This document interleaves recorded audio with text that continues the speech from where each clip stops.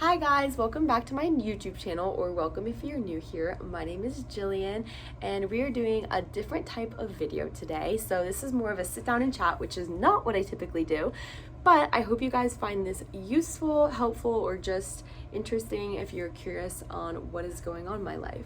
So recently, about a month ago, I was diagnosed with Ankylosing Spondylitis, which is a chronic autoimmune disease. And this video is just going to be kind of how we came to that diagnosis. If you guys would like a video on how I have been doing treatment, or if treatment's been working, or how it's been affecting my dance career, I can do that in a separate video. Just let me know down in the comments and I can do that.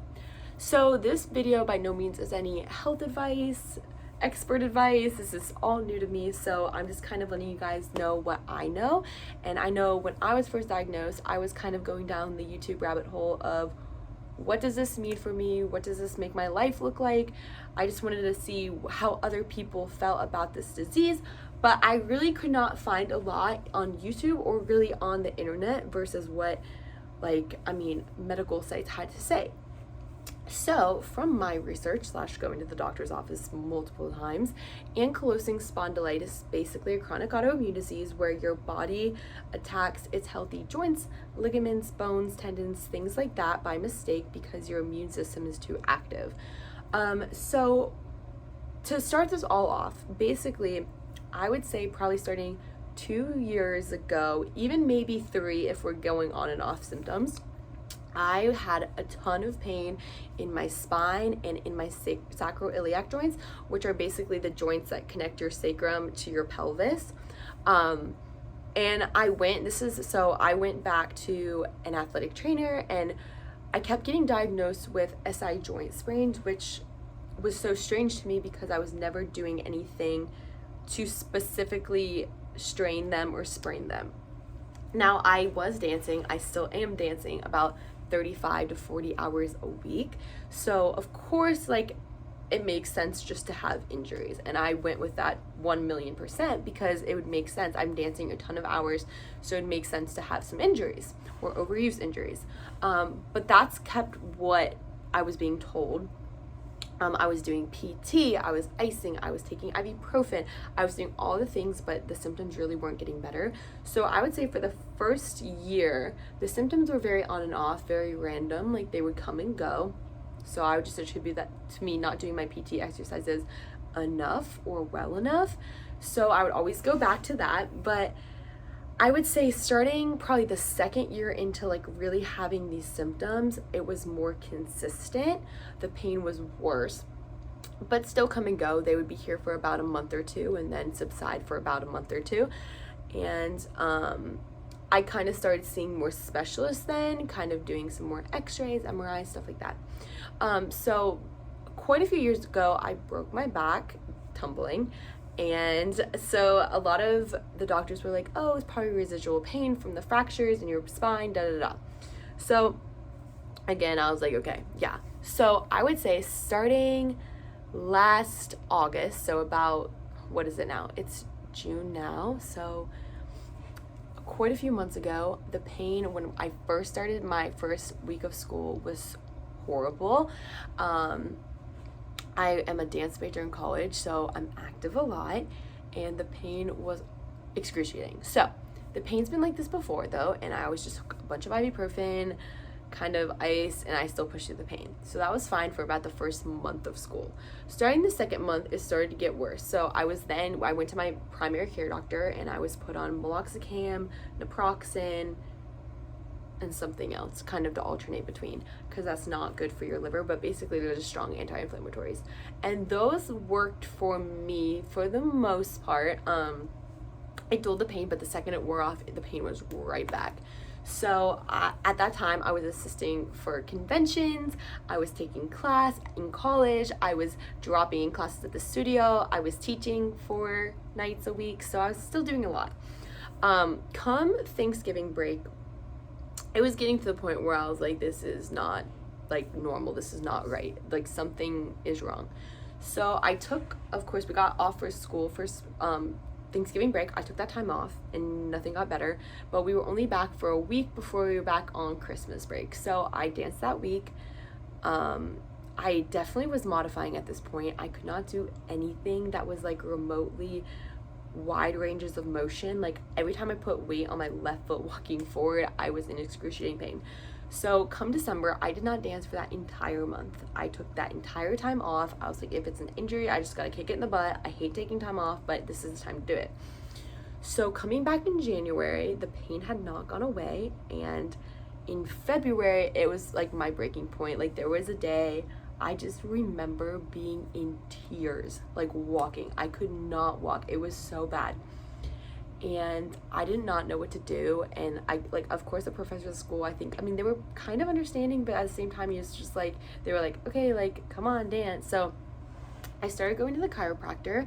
I went to the chiropractor 3 times a week because I was desperate and tried anything. For probably a solid 2 months, nothing got better.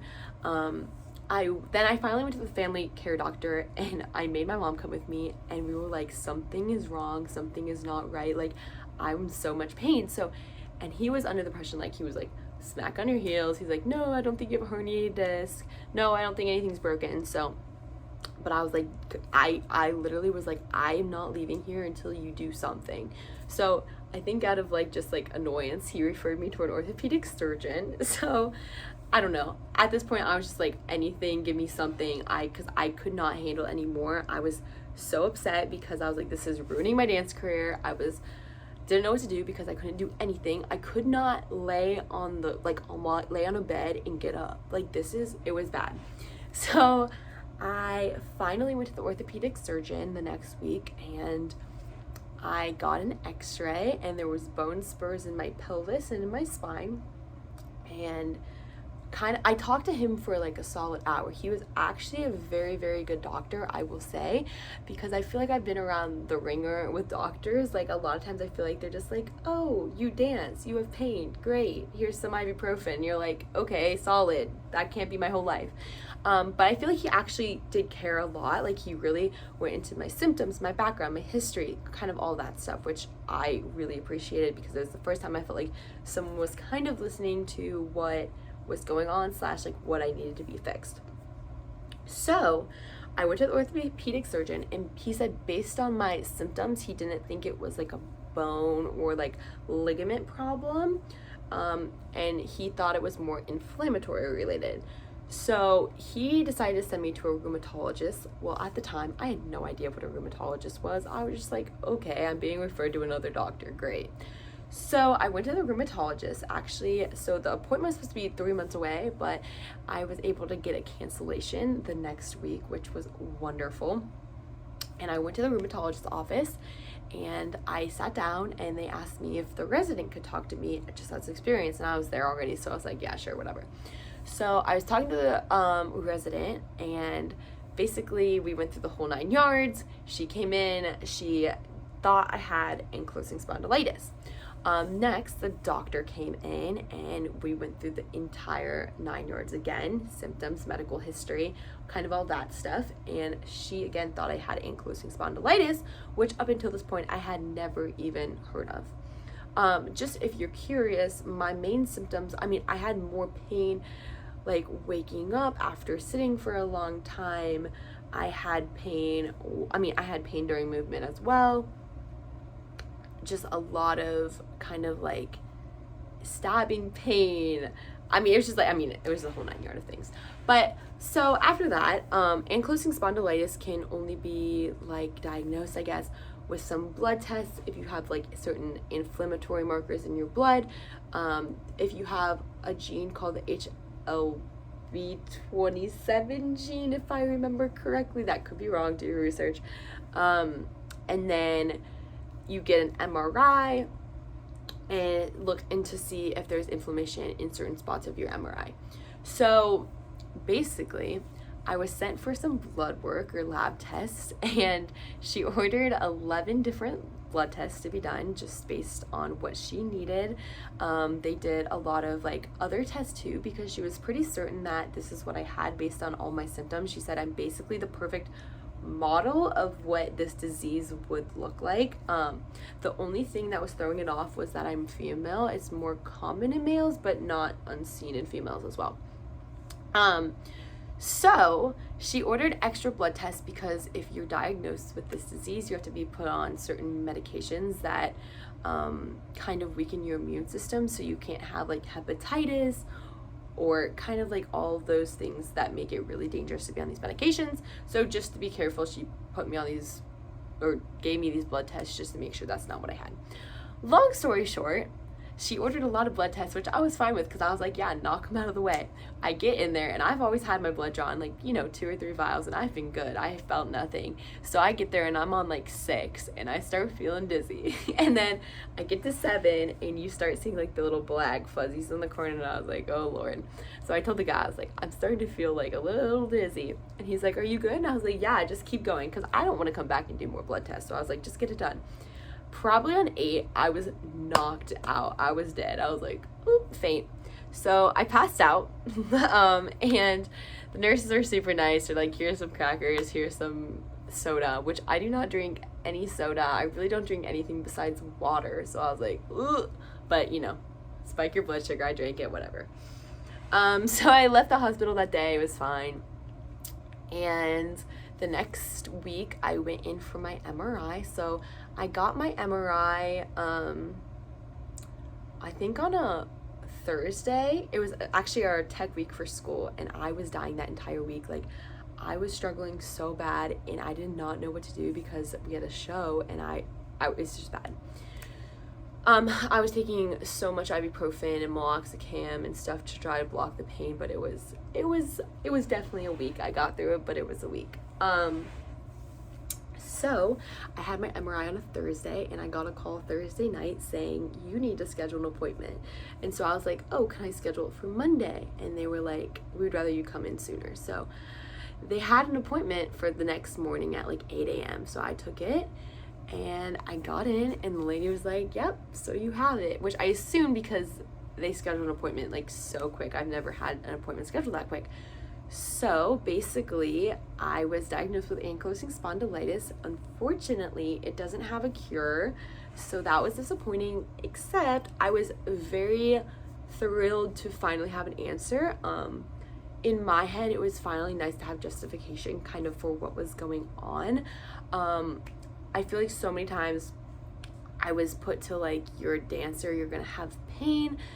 I just felt like people didn't like realize how bad it was. Like, I was telling them like how bad it was, but no one believed me or cared. So it was nice to finally be justified in like, yes, something is wrong. Like, because for so long I was like, I'm stuck and I'm just gonna have to live like this forever.